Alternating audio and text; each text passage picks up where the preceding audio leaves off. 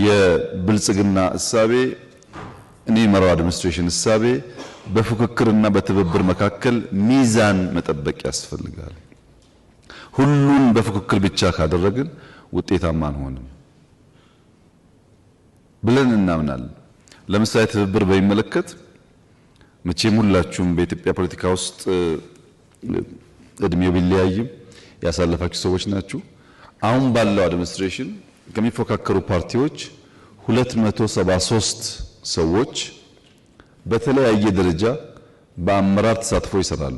273 ሰዎች፣ 4 ሚኒስትሮች አሉ፣ 4 ገደማ ሚኒስትር ዴታዎች አሉ፣ የቢሮ ኃላፊዎች አሉ፣ በዞን በወረዳ የተካተቱ ሰዎች አሉ።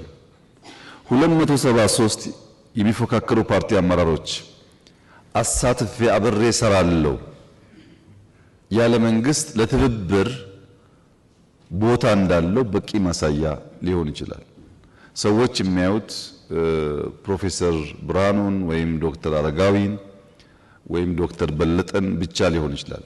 በየደረጃው ግን አሉ ሰዎች፣ በየደረጃው የተካተቱ ሰዎች አሉ። አሁንም ደግሞ ማረም ያለብን ነገር አለ። ማረም ያለብን ነገር በቂ አይደለም።